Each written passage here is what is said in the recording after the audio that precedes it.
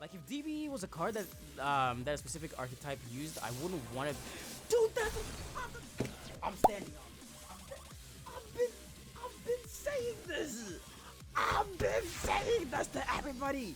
Every time I bring it up, every time I say, look, this card is busted, but if it was locked to a specific archetype, it will be good.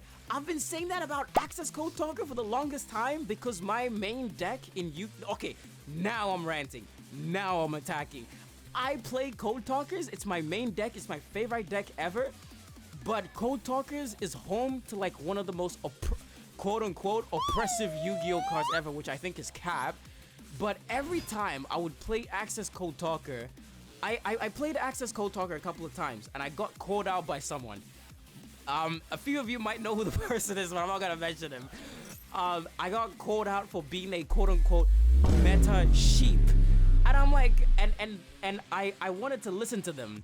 I wanted to listen to their argument. I'm like, okay, why do you think I'm a meta sheep? Because I play Access Code? And they're like, yeah, you play Access Code because every meta deck, like every Yu-Gi-Oh deck these days is peak meta that just plays Baron, Access Code, and insert other meta card here. I'm like, oh, okay.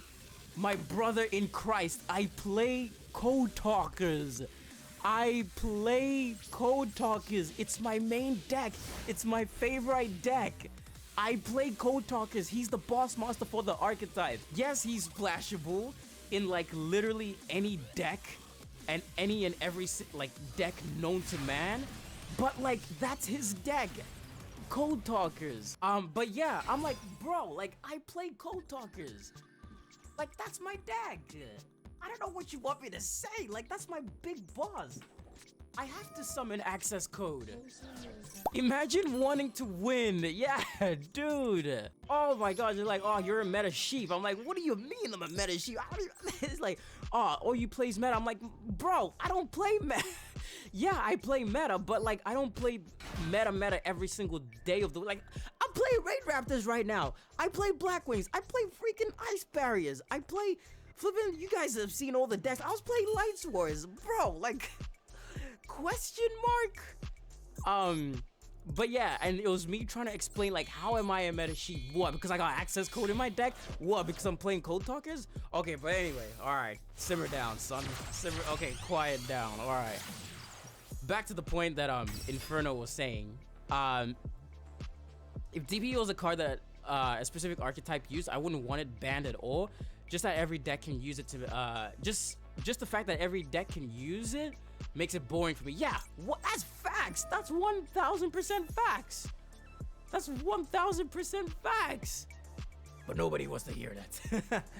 That's what I was saying is for cards, and we had this discussion not too long ago, is that these generic monsters that can be easily splashed into every single deck, you know, cards that you can put into literally any deck and it would help them out, and like it would just keep the deck functioning.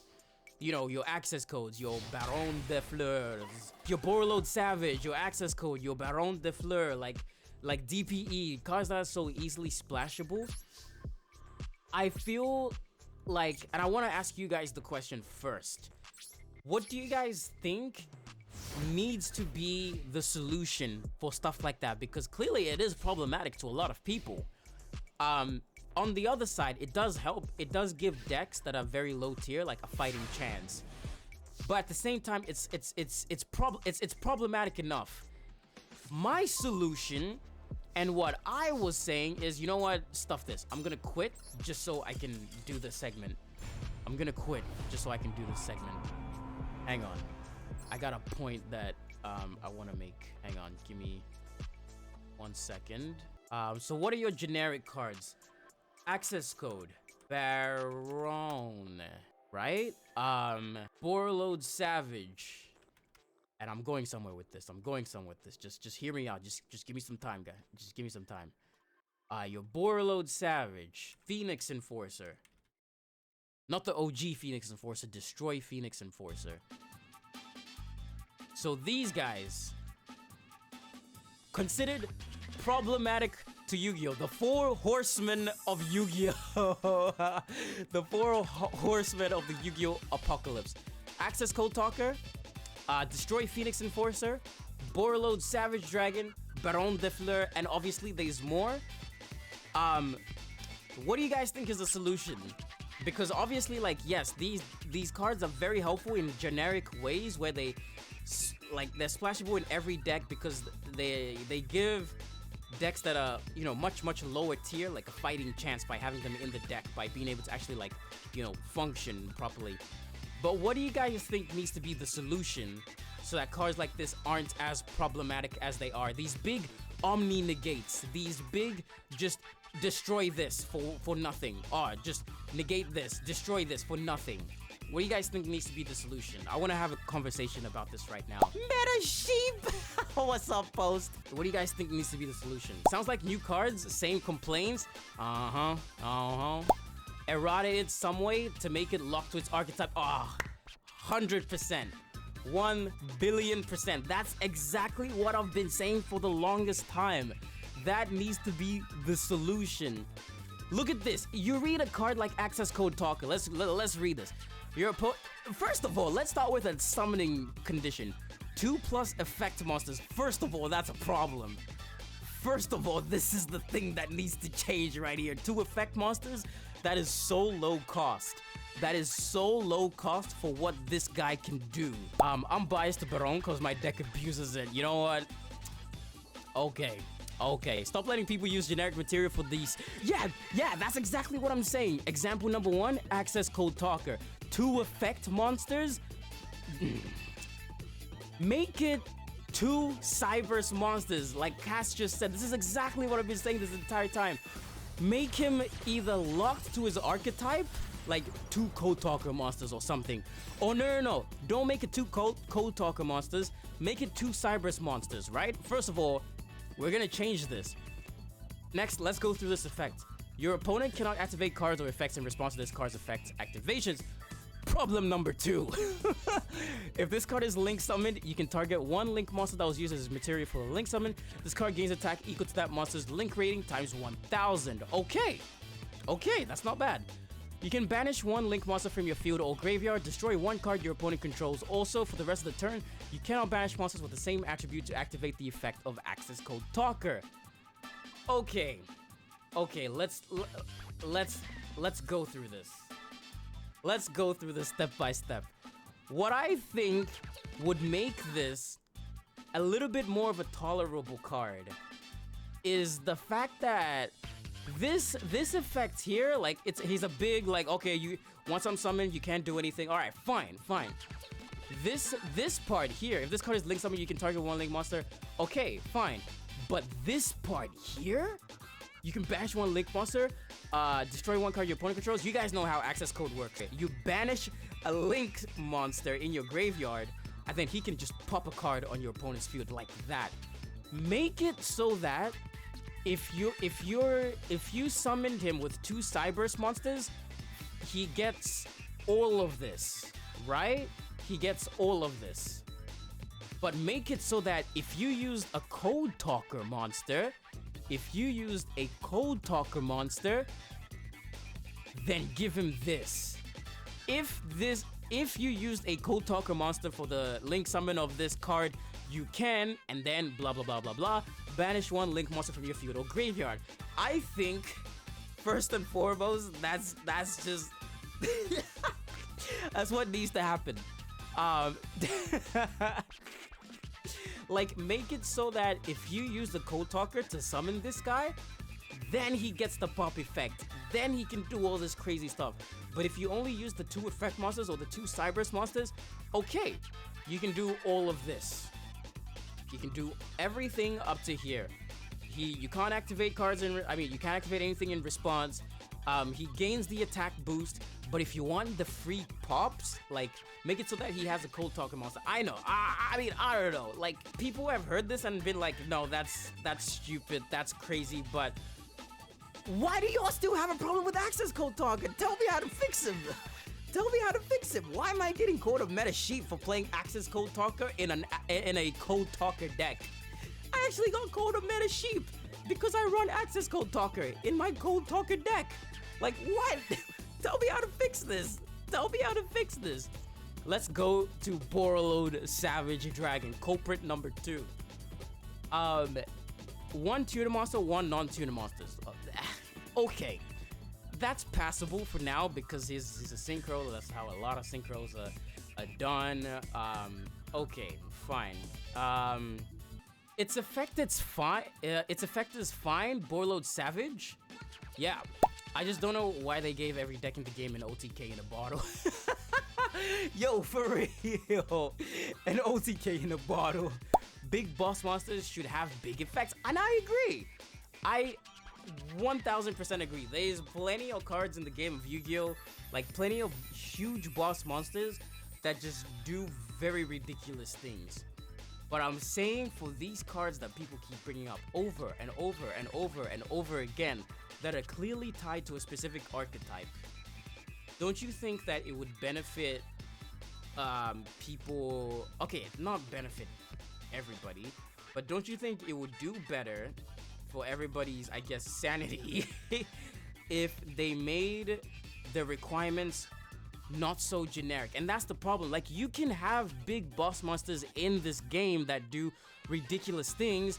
The problem is when you make them so easily accessible, like to absolutely, like, almost everything. I say almost because they are caveats. Like, the problem is when you make them so generic, so simple to make, that no matter what deck you're going up against, the moment one of these guys goes up, it's like, oh, okay, now I gotta deal with Borreload Savage Dragon in a Galaxy Eyes themed deck. You know, why is there an Accesscode Talker in, I don't know, a flipping Lightsworn deck? I don't know. I'm just throwing examples out there. That's the problem, is when they're so generic. That's the problem. Big boss monsters should have requirements. I'm not saying and listen to me when I say that. I'm not saying restrictive requirements, because there are some boss monsters in the game of Yu-Gi-Oh that are just so ridiculously hard to summon, but their effects are worth it once you do. But like, because they're so hard to summon, it's like, no, I'm not doing all of this. I'm not doing all of this. I'll access your Code Talker. But yeah, like, look at this. If this card is synchro summoned, you can equip one link monster from your graveyard to this card. If you do, place borrow counters, and then this is its link counters. This card gains attack equal to half the attack of the monsters equipped by its effect. Okay, when your opponent activates a card or effect, quick effect, you can remove one borrow counter from this card, negate the activation. You can only use the effect of Borreload Savage Dragon once per turn. I feel like somewhere in here there should be a mention of like a rocket card, like a rocket monster, or like a rocket card. Yeah, just like a rocket monster, either for like the summon requirements, or just like in here, like if you have a rocket or if a rocket monster was synchro summon, blah blah blah blah blah, then you can gain blah blah blah blah blah blah blah. I don't know. I feel like I definitely feel like tying these monsters to archetypes, although it sounds like good, like Destiny Hero Phoenix Enforcer. Do you see Destiny? Oh, nah, I'm not gonna go there. But like, I feel like tying these monsters to their archetypes would be a good thing. I don't know what archetype Baron belongs to. I know the girl Sherry that's in Yu-Gi-Oh 5D. Silence when. Shut up. I know the character in 5Ds that plays Baron. I mean, sorry, the archetype Fleurs. Like, she plays Fleur Synchron. She plays Chevalier de Fleur. I don't know how, like, this card would be good for the deck, but I wouldn't say Baron should be tied to that archetype, because nobody plays that archetype. So again, there are exceptions. There are caveats, because like, who plays the Fleurs? Like, I'm not knocking you if you do play Fleurs, but like, I feel like have a way to reward people from both parties. But this is Yu-Gi-Oh! Again, you can't please everybody. But I'm just saying, man, like, if they just added something a little bit more specific to cards like Accesscode Talker, like, if the Code Talker monster was used, blah, blah, blah, blah, then gain this effect, that's fine. I got called a meta sheep for using Accesscode Talker. For what?